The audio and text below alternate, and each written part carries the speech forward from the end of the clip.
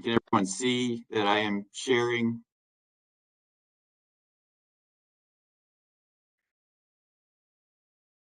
Okay, I'm good. Thank you for the thumbs up and not thumbs down on that.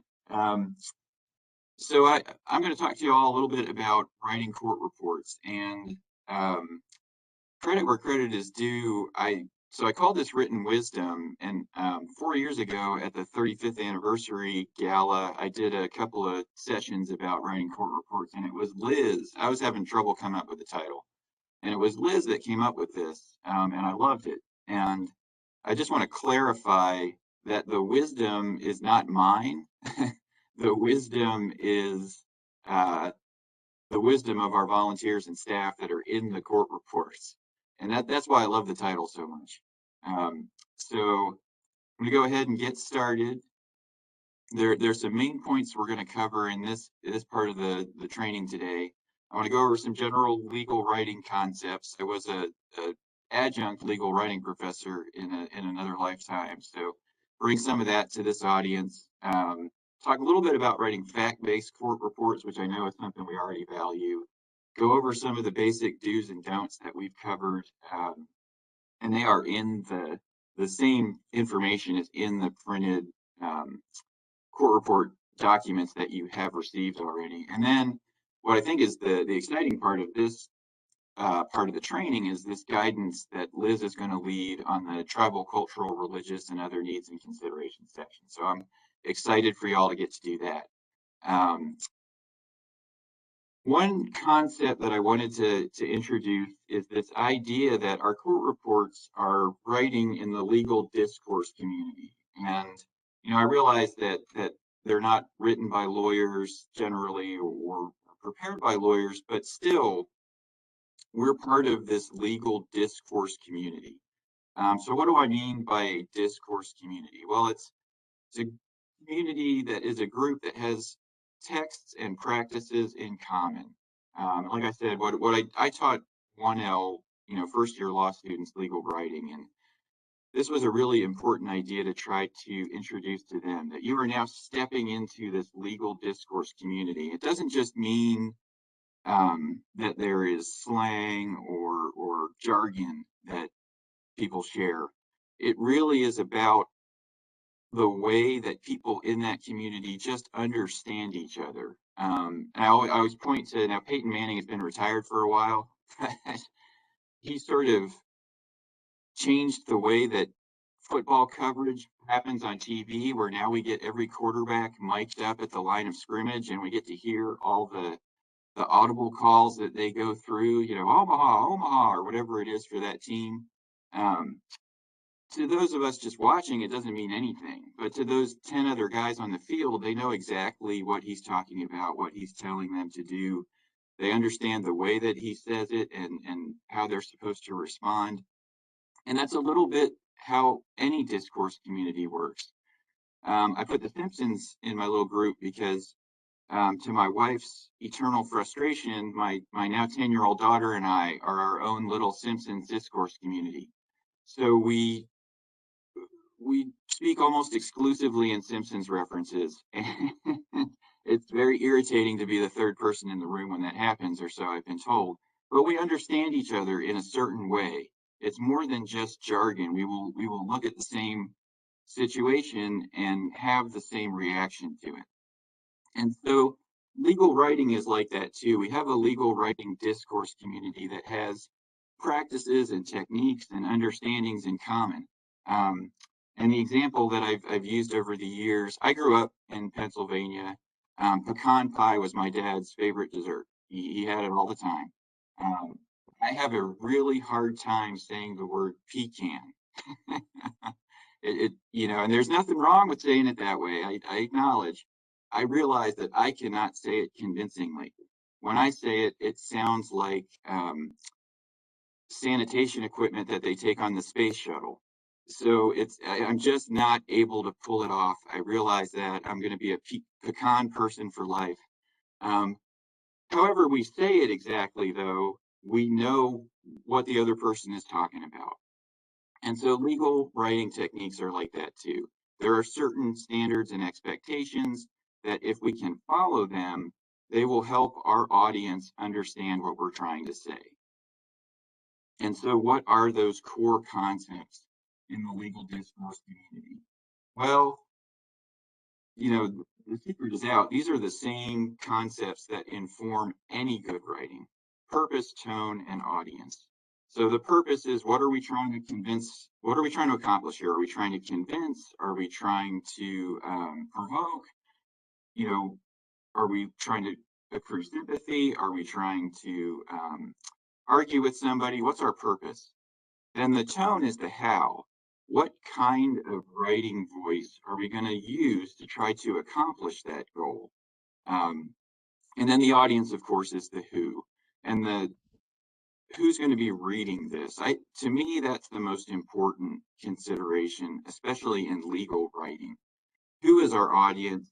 How are they going to take what we're writing? How are they going to react to it? So the analogy I use here is the three-legged stool. If you kick out any of the legs, then obviously you're going to have a much harder seat than if you have all three legs intact. And so it's important that all three of those legs are working together to accomplish what we're trying to accomplish. And that, again, includes court reports. Although they're not a motion, they're not a brief, they're not a legal document in that sense. They're a document that's being submitted in this legal discourse community. So here's a quick purpose, tone, and audience exercise. I'm not going to make us go to the poll because these are kind of ridiculous, but you deserve a raise. You want to make the case for why you deserve a raise. So what technique are you going to use? Is it A, because you need to buy cool stuff and cool stuff costs mad money? Is it B, because you do great work, you are loyal, and you believe deeply in the mission of this organization? Or is it C, because you need a new roof, your car is making strange noises, and Lisa needs braces? Again, that's a Simpsons reference. I apologize. My discourse community, they come out involuntarily. So I think everybody probably can look at these and see, if I'm going to my boss and asking for a raise, I'm going to do choice B, right? This is the most professional, where the tone is adjusted. It's asking based on the work that I do, considering the audience that I'm asking. These are the great reasons why I deserve a raise. A has a purpose too, right? It might be what you tell yourself, and that's okay. We can have an internal monologue. This might be your own motivation for why you deserve a raise. So the audience dictates the tone of what you're trying to accomplish, what tone you employ to try to accomplish that.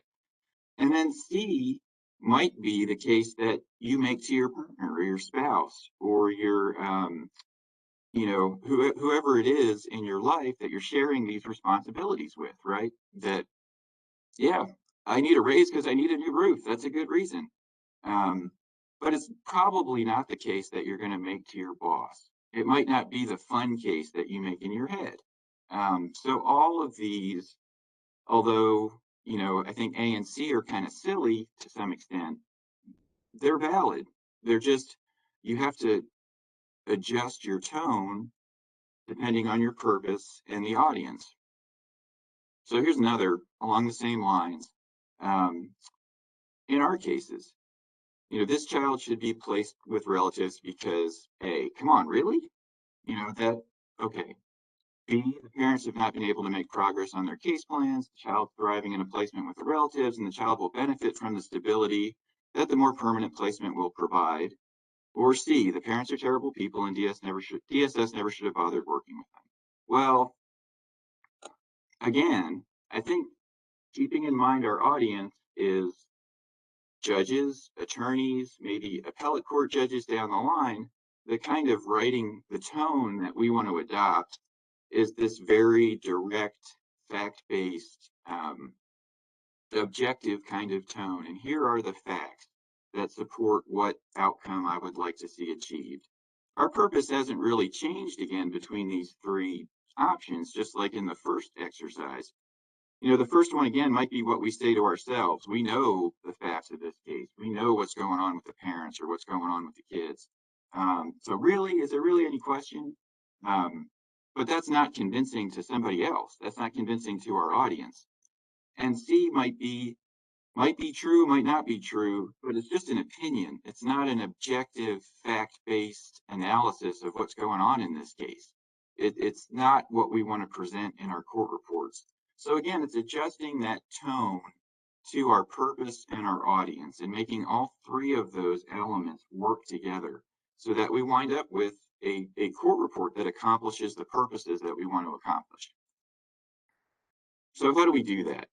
There's some techniques that I think are pretty straight ahead. This is more of a concern for lawyers or aspiring lawyers than it is for other folks, but using plain English, that we don't need to try to outsmart anybody in what we write.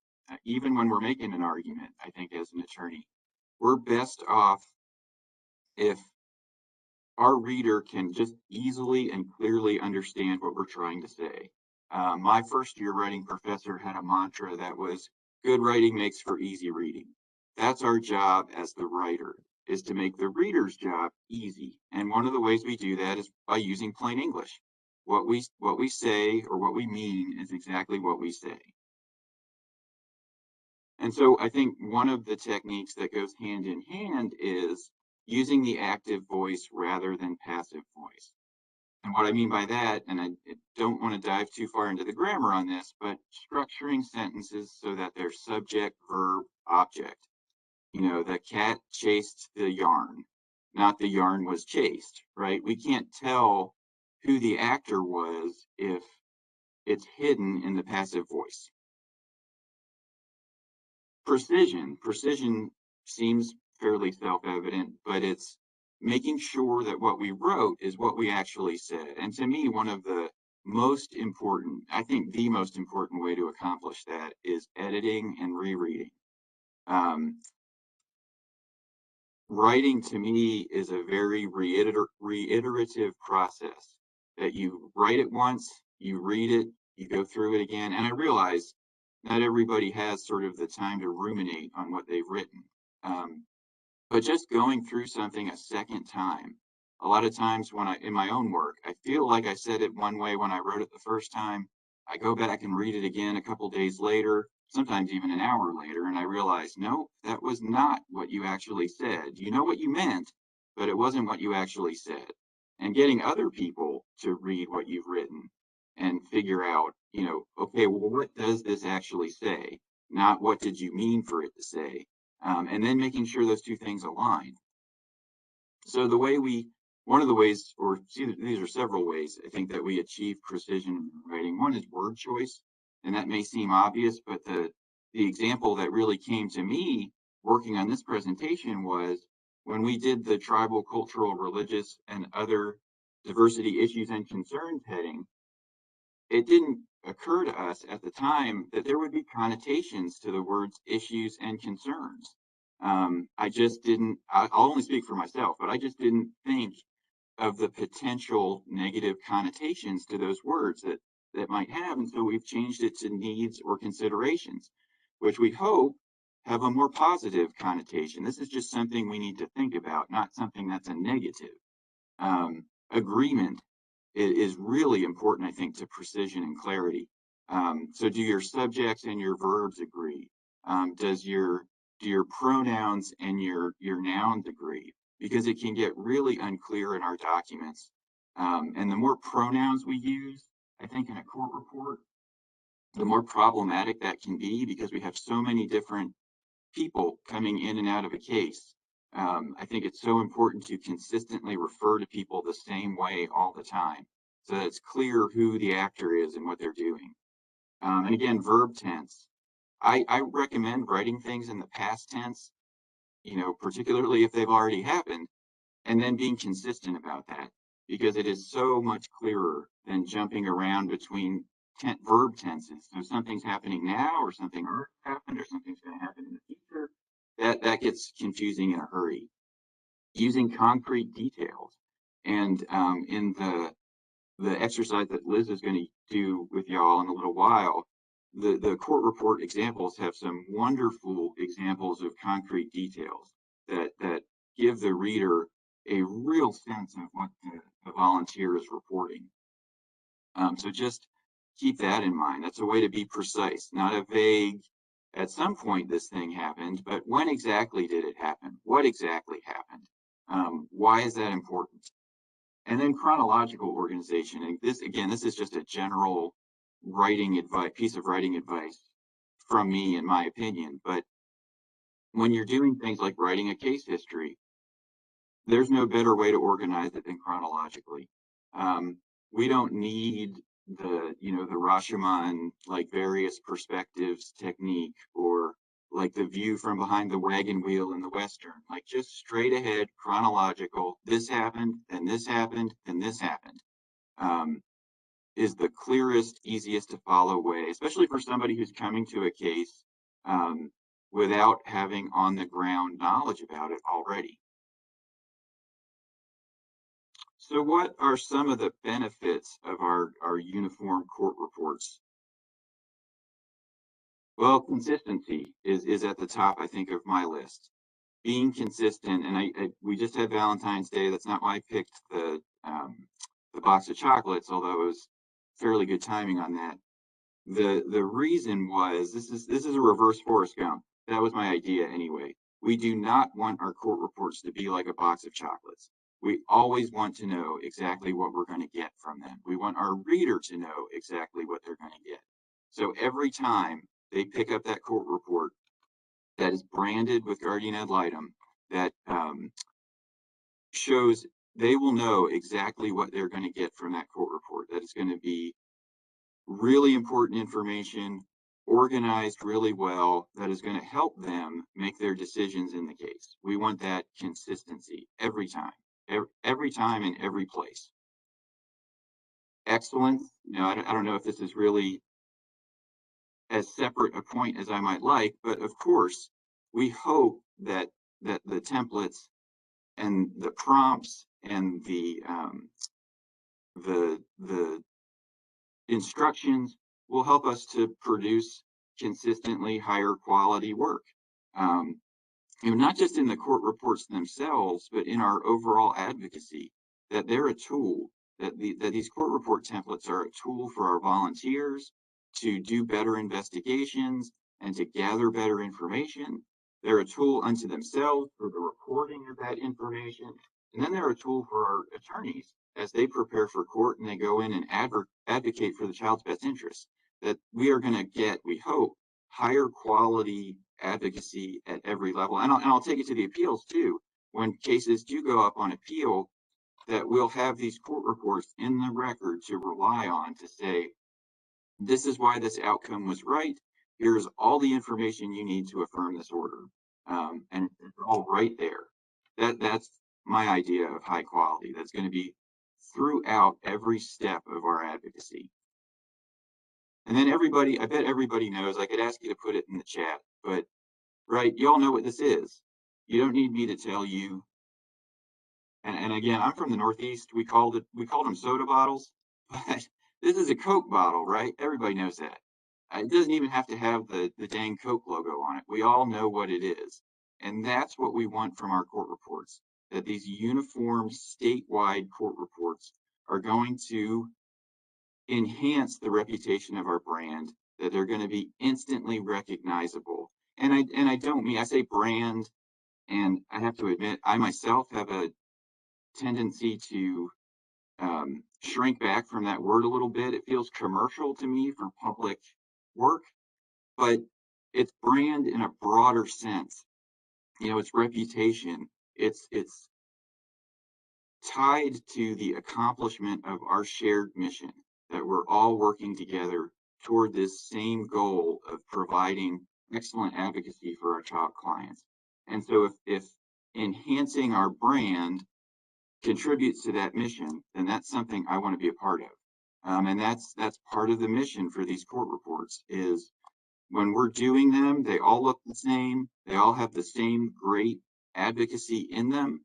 That is going to be better for our clients. It's not just about puffing. I guess that's part of my shyness from the word brand. It's not just about puffing ourselves up. It's about the mission that we're trying to accomplish. And so That's what's important about that to me. That brand reputation helps us to meet our goals for our clients. I want to talk a little bit about fact-based court reports. What do I mean by that? Because of course, nobody's out there doing fiction-based court reports, right? That's not a practice that anybody is engaging in. But what do I mean about that? Well, I talked a little bit about objectivity already, and it's not that we don't have a perspective or that we're not allowed to express our perspective. We should be doing that, but we still that needs to be based on objective facts, right? If you remember back to the purpose, tone, and audience exercise I did a couple of minutes ago, the not so great option C, where these are just bad parents and why are we working with them? That's not objective, right? That's a version of an opinion that's not grounded in facts. That may be a valid opinion in a case, but it's not what we should be reporting in a court report. What we should be reporting, and we are, I'm not telling you all anything you don't know, but what we should be reporting is the parents are or are not engaging in case plan services. The parents are or are not attending visitation. The parents are or are not interested in achieving reunification. Like, what are the facts that you have, and then what is that based on? Reporting those facts that back up what that opinion might be. That's what makes our court reports objective. Again, it's not that we don't have a perspective or we don't have an opinion. That I'm not trying to say that. It's that what we do is we provide objective evidence that supports that purpose or that opinion. Clarity. I've talked a little bit already about how to achieve that through our writing, but that I think is a really important value of fact-based court reports. If our court report is not clear on what the facts are, I think it's very hard to call it fact-based. If it's just kind of a vague account of, well, here's a stew of things that I think happened or could happen, or going back even to the simple grammatical passive voice point. If it's not clear who did what, the value of that court report as a fact-based court report is diminished. And then similar, we want them to be specific. Um, Again, not vague, not summary. What are the specific facts that the volunteer is relying on, that he or she is reporting to the court, that the court needs to know to make its decision? Not summary, not just this would be good or this would be bad, or progress, there's progress being made or progress not being made.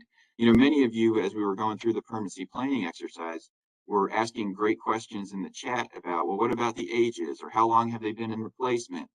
That's exactly right. I loved seeing that, because that's what I'm talking about here. Those slides are summary because they had to be for this exercise, for that exercise that you were doing.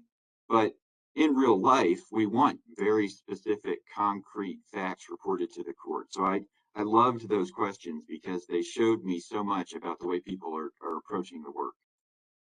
And then logical. This may be, hopefully all of these points are kind of self-evident, but the pieces of the puzzle need to add up to what our recommendations are. I talked earlier about not wanting the recommendations to just be a summary of the report.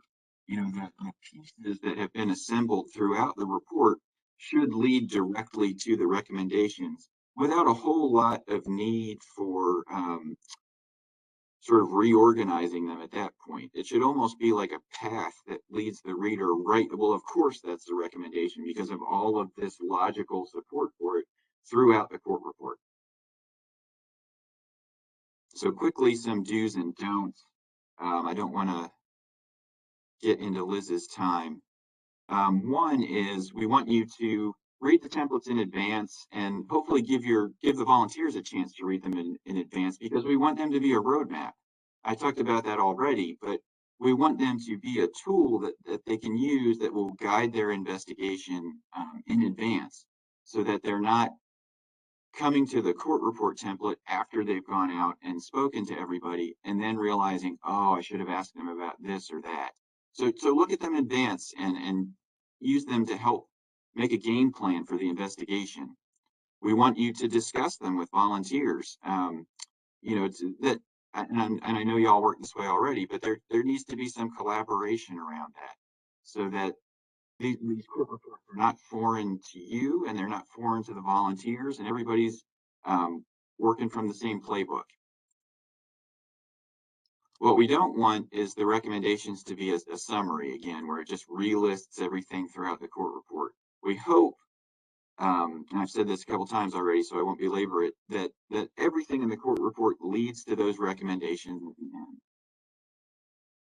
end. Again, we want you to write in the active voice. So every opportunity to be clear about who's doing what. And I managed once again to work a Beagle into this presentation. So an example here, under or above the dog sort of rolling his eyes, the drug screens submitted were positive. Okay, but it doesn't really tell us enough. The parents each submitted 3 positive drug screens.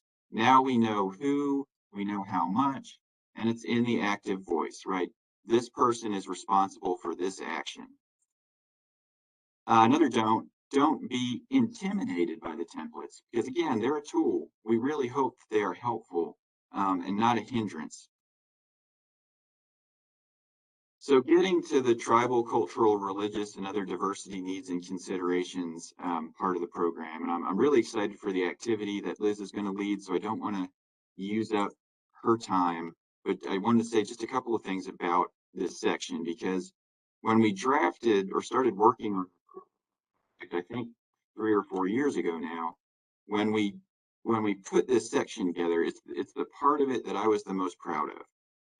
I think it's so important for us to think about, through our advocacy lens, to think about the whole child, that we're telling a child's story in our court report. And that story, all of the aspects of that story, whether it's their cultural and family background or their gender identity, whatever makes them unique, that we're telling that story.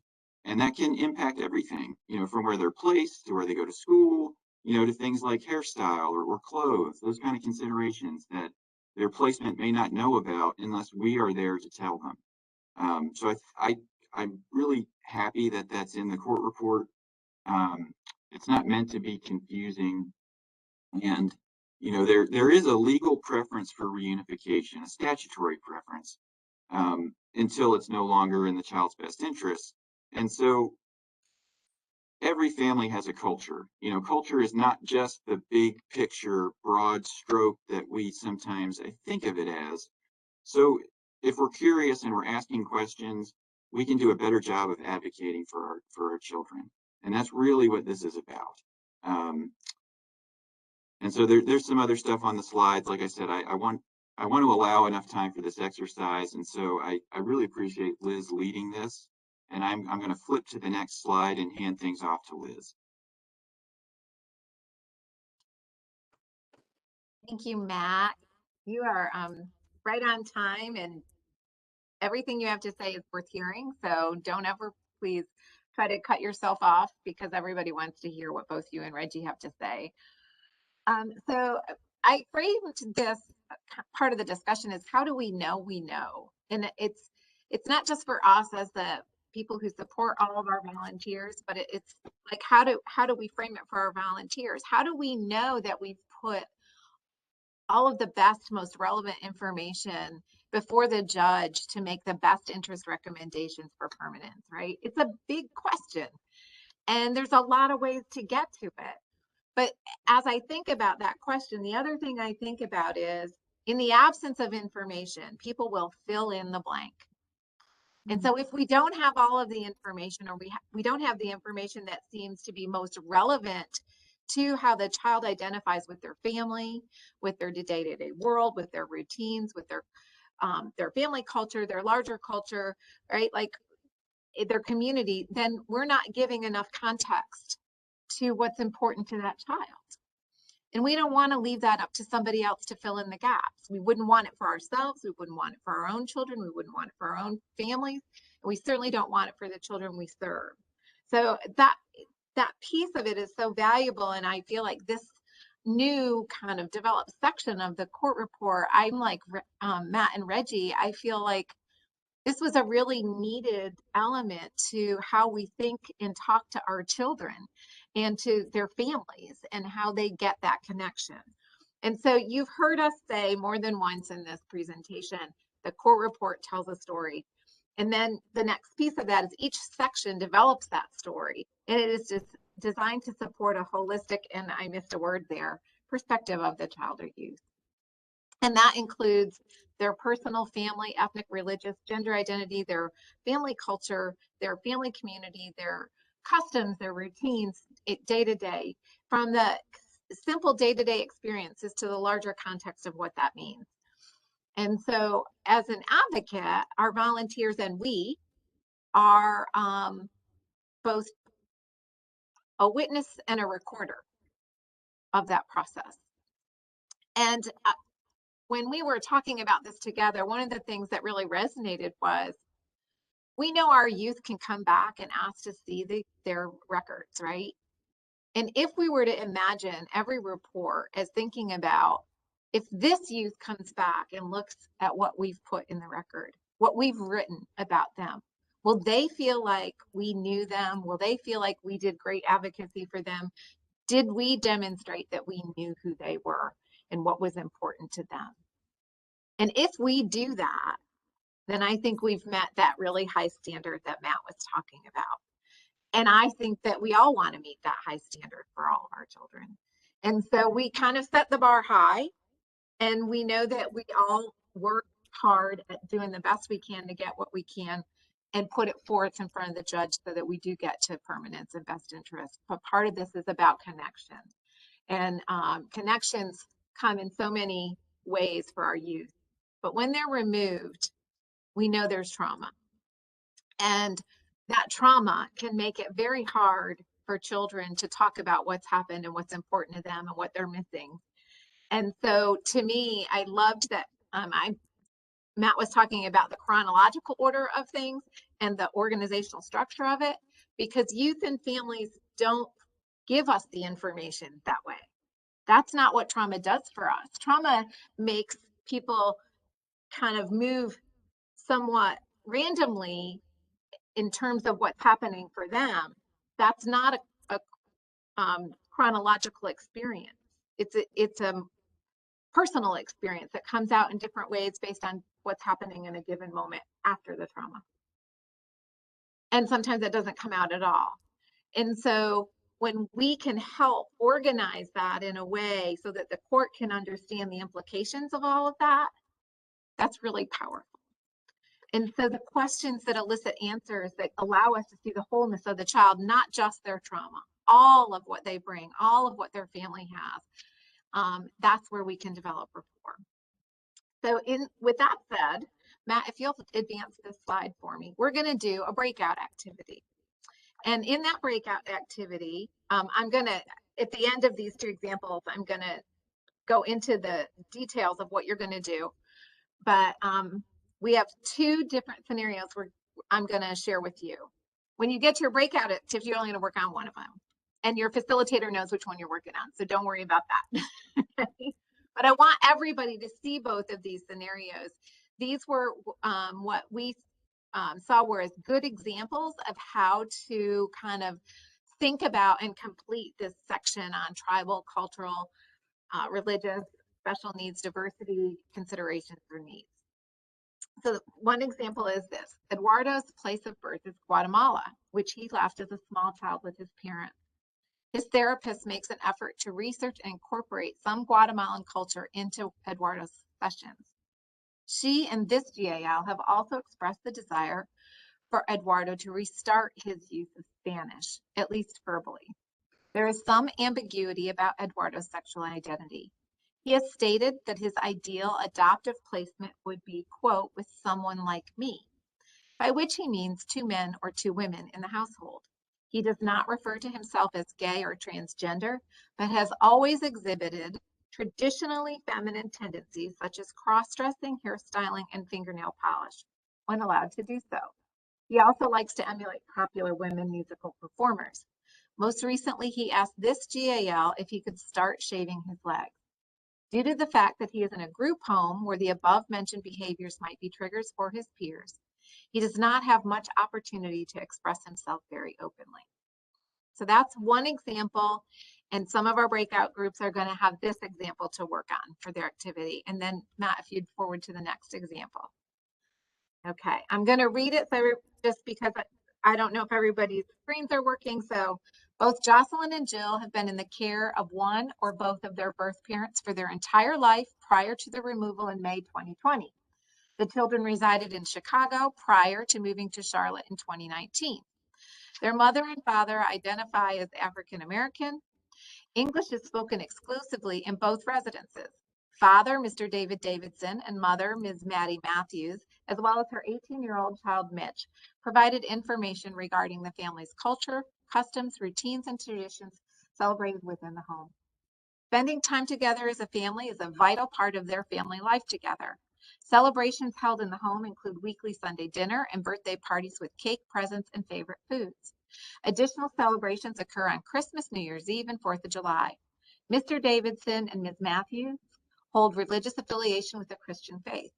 Ms. Matthews reported that the family does not attend church and values words from her father, who expressed that a lack of church attendance has nothing to do with a person's personal faith in God. The current foster care placement allows Jack and Jill the freedom to express themselves and participate in cultural events in a way that is familiar to them. Jack and Jill are in the foster home of an African American female who also came from Chicago prior to making her home in North Carolina. The foster parent places a significant emphasis on family, including numerous family gatherings and celebrations of holidays, and other cultural events. Jill stated that her foster mother and the foster mother's extended family have welcomed them in and make her feel part of their family. Both girls attend a Christian church with their foster mother on a weekly basis. Jocelyn expressed that the church was a lot different than she expected and that she has found a lot of meaning in attending services. She is currently considering joining the youth choir and participating in praise dancing. Neither child has an identified affiliation with a federally or state recognized Native American tribe. Ms. Matthews reports that her grandmother was Native American. Further exploration surrounding a possible link to a federally or state recognized tribe should be considered. So those are the two scenarios we're working off. Matt, if you would advance to the next slide for me. And here's what we're going to do. When you get into your breakout sessions, there are 5 sessions. To tell you, we have Tammy is the facilitator, Tammy Ellison, for breakout group 1, Dana Frady, breakout group 2 facilitator, Ruth Griffin is the facilitator for breakout group 3, Sebastian Ratliff is the facilitator for breakout group 4, and I will be the facilitator for breakout group 5. When you get to your breakout group, I would like you to reflect on the example that is assigned for your group. And then I would like you to discuss, and the prompts will be with your facilitators as well, these questions here. Think about, who did the volunteer talk to? What questions do you believe they asked? What questions do you want them to ask? Brainstorm some other good examples so that when you're talking to your volunteers and they're like, I'm not sure what to do with this, start with the basic idea that every family has a culture.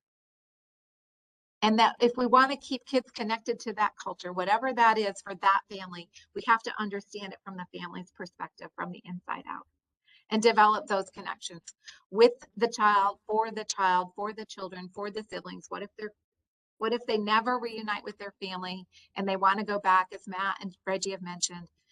We know by data that when children don't return to their biological family, the first people they're going to look for when they're old enough are their siblings. And then they may look for their parents. But if they have siblings, they're going to look for them. So we want to be very mindful about how we manage that. And then finally, this is really about how to get a volunteer to see a child's experience so that they can then convey that through their written word to the judge in the court report. So I have you all set to go to your breakout group. If there are any questions, I think your facilitators are probably poised to answer them, and I'd rather have your time spent there than here. So if you need me, Hyatt, Reggie, Matt, we'll all be out in the lobby. I'll be in the breakout group. So Matt or Reggie, I can't see my chat. Do you see an urgent question on the chat before we go?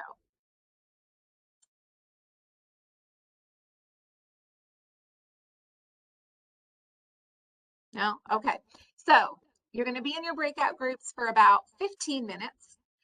Since there are 106 of us here, that means that some of you will, it'll be bigger groups.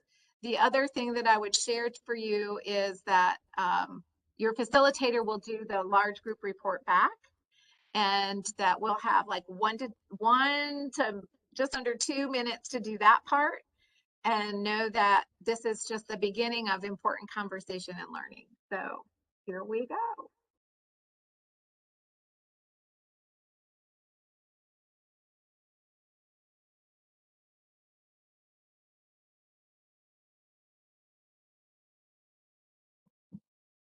There we go.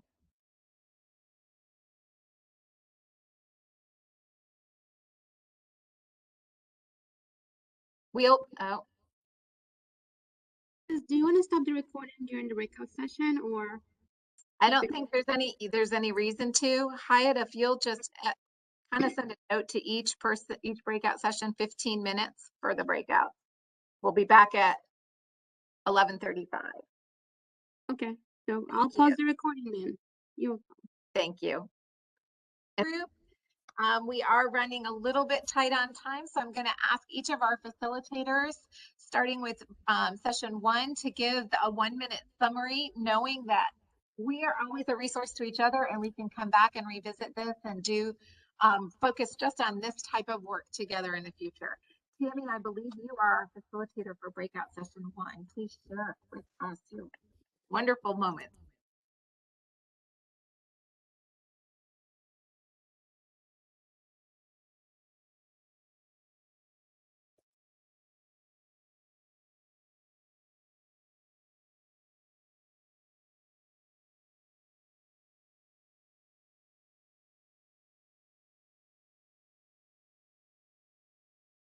Tammy, if you'll start us off. There we go. Absolutely. So we had a lot of great discussion. Shout out to Group 1, yay. I'm going to try to cover this in 1 minute or less. But I'll start with the comment that they like the fact that the heading was changed to needs and considerations as opposed to issues, so that they like that. That we definitely talked about. We had the long session, the one about Jocelyn and Jill. That's the one that we covered. They like that this volunteer absolutely talked to parents and foster parents and the children, and they talked about culture. We talked about the fact that some volunteers are timid to even start that discussion and start that conversation, and how we have to encourage them to do that. We talked about guiding our volunteers to break it down, and to be specific, guiding them on what questions to ask to help facilitate that conversation. Um, Things that we wanted to follow up on is that the volunteer could ask more about the grandmother who had some Native American linkage, to kind of explore that a little bit more. To ask the parents how they felt about the children participating in the various church activities, again, to gauge their opinions on that. We talked about how this court report shows how the GAL can be a bridge for that shared parenting that is so critical for our children in their best interest, because you've already identified the similarities that the bio parents and the foster parents share, and that connection, and how that can be a starting point to shared parenting. We talked about the recommendations that could come out of it, that include things like placement, opportunities for parents to visit, more visitation opportunities, because if they could be invited to the children's activities, that would be an opportunity to see the children more. We talked about guiding volunteers on how to connect with their child, and the way to do that is to visit them. You got to see them, and you got to see them often. So you can observe them and have that rapport with them, so you can ask these conversations. And we talked about that. There was a question saying, how do you feel what a child is feeling? So we challenged that, and we said, you know what, we can't feel what these children are feeling, because we're not in their situation, even though we may have some similarities to them. we can be empathic to their situation, and we should be encouraged to ask them questions and tell our volunteers not to be afraid to ask our children how they are feeling and to go ahead and say, I can't imagine how you're feeling right now, but being open to like kind of tell their story and narrate their story in the court report. That was our conversation. Again, shout out to Group 1. Tammy, that was awesome. You covered a lot. Thank you so much. And shout out to Group 1. I agree. Group 2 is Dana. Lord, Tammy, I don't know how y'all covered all that in that amount of time, but that's why you're awesome. Okay, so our team had the same example with Jocelyn and Jill. And we did talk about how the volunteer did a great job with talking to the parents, the adult sibling, and especially the children, and identifying what their needs, what their wishes are. Our group also talked about looking more into the tribal considerations. There were several people in our group who actually are from regions and areas that have a lot of individuals or groups that are that have tribal lands. And so that was a big issue and consideration for them. And so that was a heavy topic once they saw that that the grandmother was Native American. That was wanted to really hone in on that and ask the girls, did they have any affiliation or did they have any participation at all in the tribe, and ask them those questions, and if so, what kind of participation did they have, to what level, and did they enjoy it, what did they like about it. Also, they wanted to know what did the girls want to tell the court about what they liked most about their church involvement and what they disliked. Same thing about the tribal. And then we dug into understanding that reunification really in the beginning is the default, and wanting to know what kind of church this is, and is this similar to the kind of church if the parents are going to allow the girls to continue in this kind of church if they are reunified. Those kinds of questions are important to ask. So that's as far as we got, but good conversation. Thank you. Thank you, Dana, and thank you, Group 2. Ruth is the facilitator for Group 3, and Group 3, 4, and 5 are going to be super fast because we want to make sure that we do the end on time part for you just as well as we did the start on time part. So Ruth, thank you for joining us. Thank you. Welcome, and we had a good discussion in Group 3. We talked about Eduardo, and we feel that obviously they spoke to Eduardo and the therapist, but the questions were limited. There was ideal placement, what his younger years were like, but there was also concern based on if a lot of what was put into the report was based either on observation, or if it was actually discussed with him, and if it was fair to put it into the court report if it was just based on observation. So obviously there would need to be more discussion. His age would play into it. If he's able to be mature enough to talk about these things, if he wanted to self-identify, or if he was ready to self-identify. Also, if there was no discussion really made about family, so it's not even sure on how they feel about his identity or how he self-identifies. If there's a language barrier in the house, if the social worker wanting to make or therapist, excuse me, wanting to make the recommendation that he restart his Spanish, is that something that he even wants? So there's just too many unknowns at this point, that we felt there were too many unknowns to make recommendations, either for the family or for the permit. Thank you. Sounds like a great discussion. Thank you, Ruth, for leading that. And Sebastian, group 4.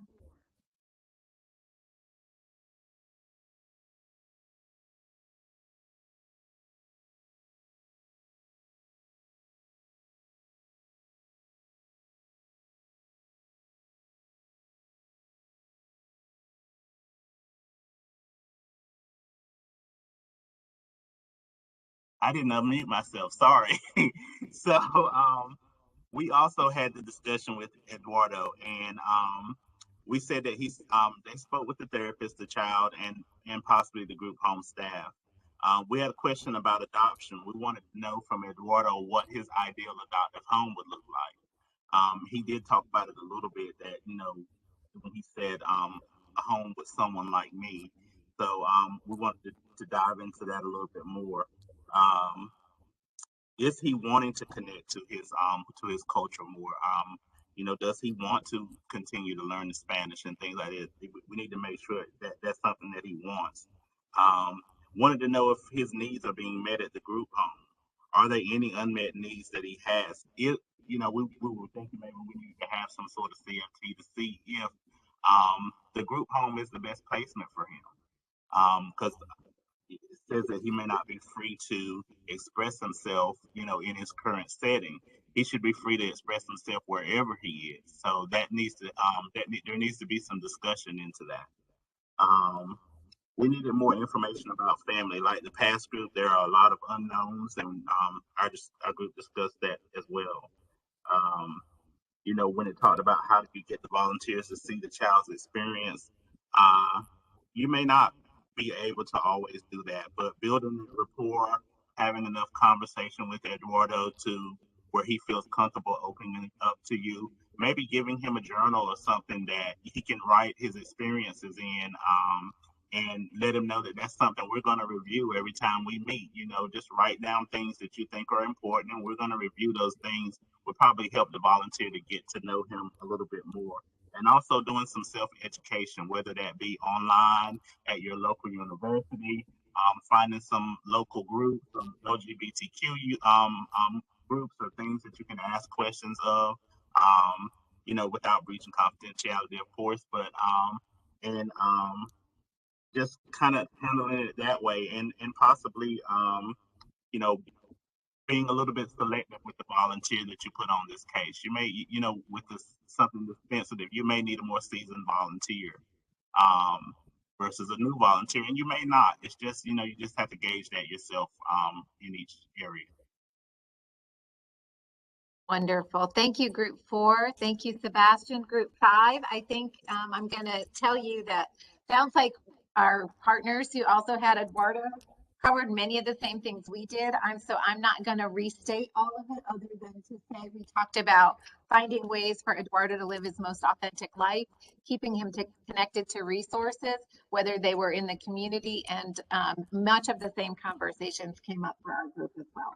So I will hand it back to Reggie to move us forward. And you guys, great discussion. We hope to build on this going forward.